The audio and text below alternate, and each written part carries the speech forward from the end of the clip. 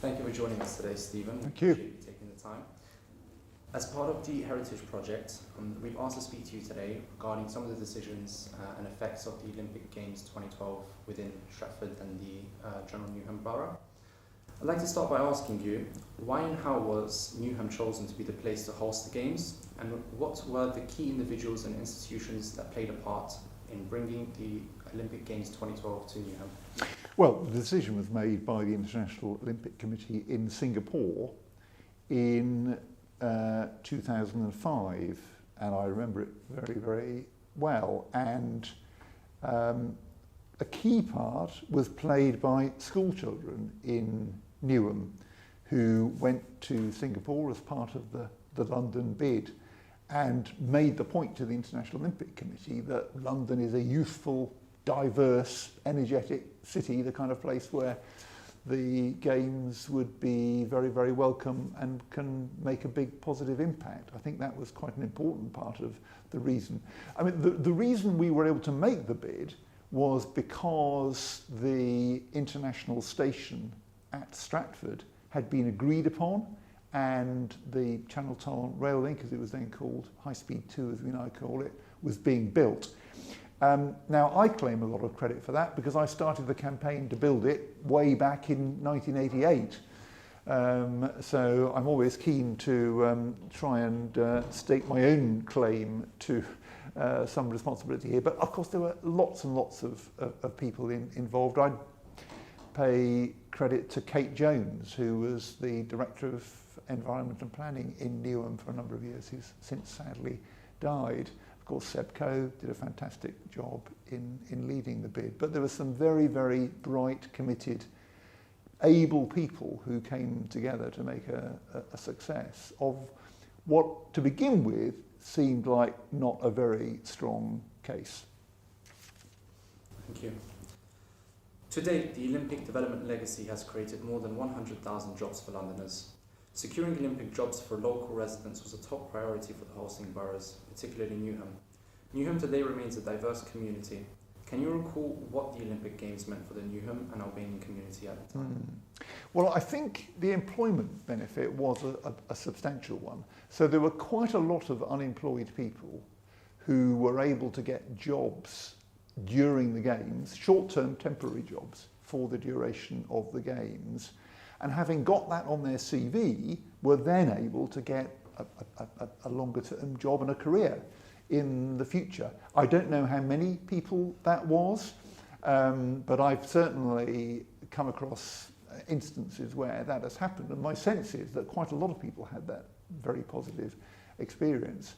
And certainly it is true that unemployment in Newham has been significantly lower since 2012 than it was before. And I would very much hope it is the case that people in the Albanian community shared in those benefits along with others. Thank you. One of the most successful accomplishments relating to the employment during the Olympics 2012 was the promise of London living wage for all staff who worked in the development of the grounds or in hosting the Olympic Games. Shpresa programme, representing the Albanian community, has stood alongside Telco and other organisations campaigning for London living wage. Can you tell us a bit more about how this benefited employees and the factors which weighed this decision? Well, that was certainly was a big success. The Games themselves were a living wage event, and so everybody who was employed at the Games and supporting the Games in one capacity or another benefited from the living wage. And that's changed the whole economy of the UK. And Telco, supported by Shpresa, has done a fantastic job on that, coming up with the idea in the first place, then working out what the level of the living wage should be, then promoting it with employers and encouraging employers to take it up. And eventually, of course, the government introduced a thing called the national living wage, which is a rather watered down version of the idea, but did mean that quite a lot of people in the UK got a significant pay rise thanks to the ideas that Telco with Shpresa had come forward with and championed. But when you say that's one of the biggest successes, I'd also want to just draw attention to the fact that Telco was given the job, or London Citizens was given the job, of recruiting people for those temporary short-term jobs on the park during the games. And I think that was a huge success because Telco was able to get through to quite a lot of people who would never have considered the possibility of a job on the games. People in mosques, for example, people in local churches, people in the Albanian community, who would probably, many of whom would have given up on the idea of ever having a decent job. But thanks to that initiative by London citizens, were able to get a decent job on the park during the games, and building on that, were then able to get a decent career for themselves subsequently. So the role of London citizens in the recruitment for those jobs, I think, was a very big success as well. Thank you. How did the Olympics play a part in the economic growth and the legacy left behind for Newham? Well, it was a dramatic turning point. It changed the economic geography of London by highlighting the opportunities on the east side of the city, which had tended to be rather overlooked before. And because the games were such a huge success and everybody enjoyed them so much and everyone felt so positive about it afterwards, not just in the UK but around the world, lots of projects have come forward since then and still are coming forward, which have created jobs and other opportunities for people in East London.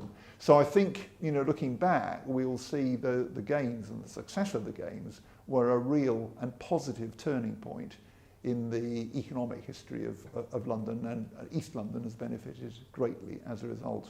I should say, that won't be everybody's point of view. For some people, it wasn't a good time. Some people felt that there wasn't really much benefit for people living in the area. It was kind of richer people from around the world who were coming in and they had a great time, but for the residents, it wasn't the case. I understand that point of view, but I think actually people who lived in East London enjoyed those few weeks as well. And the fact that East London did such a great job and was praised around the world for the success of the event, I think was a boost for all of us who lived in East London. Thank you. Are you aware of any provisions that the council is providing relevant to affordable housing for Newham residents? Yes, well, the council is building some homes now. We haven't had council house building for many, many years. There are now some homes being built. We need a lot more, but the council has started work on 1,000 or so homes over the last 4 years, and I'm hoping we're going to see many more council homes built in the future. In the end, what we need is a change of government so that we get a government that is willing to commit the really substantial resources that are required to building a new generation of council housing. That's what we need in East London. But I do welcome the steps that the council has been able to take to start building at least some new council homes. Thank you. During the Olympics, we celebrated sports and recreational activities. How did the amenities built serve as a legacy for sports and recreational activities within the community? And how does this legacy live on 10 years after the Olympics? I think the sports legacy is a less strong one than the economic legacy. Now, there have been lasting improvements. For example, the sport dock facility at the University of East London Docklands campus, that was built in order to be ready for the games, and it was used by the US Olympic team for training during the games themselves. That is a great facility. It's there now. It's being used by the community. It's used by the very successful local basketball project, NASA, which has done a great job. So that's been a success, and the benefits of that continue.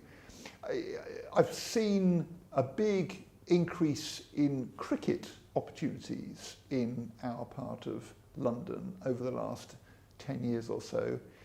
It's hard to attribute that to the Olympics because cricket is not an Olympic sport. So that's probably not directly related to it. I think, other initiatives that were taken up very enthusiastically at the time around sport don't seem to me to have lasted as well as some of the other benefits from the Olympic Games. I think that task of re-enthusing people for sport, getting youngsters involved in sport, that needs to be done again from time to time. It wasn't a one-off achievement. Thank you. During this time, Shpresa played an active part in performing and continuing the Albanian language to be recognised as a GCSE. Can you tell me what was your involvement in this? Well, I've supported that campaign strongly. I've written letters on behalf of Shpresa calling on the government to accredit Albanian for a GCSE. We engaged with the exam bodies. We got them to say how much funding it would require to do it, and there was a big fundraising effort in the community, but sadly our target has never been achieved and we don't yet have an Albanian GCSE. Would you say overall the Olympics 2012 were a success? I would say that, yes. I think the experience of the Games themselves was a very positive one for people in East London, and I think the legacy of the Games has been a positive one, particularly the economic legacy and the economic prospects, the job prospects for people growing up in East London, I think are significantly better now than they were before the Games, and I think the changes that the Games brought about are a big part of the reason for that very substantial improvement. Thank you, Stephen, for your time. Thank you.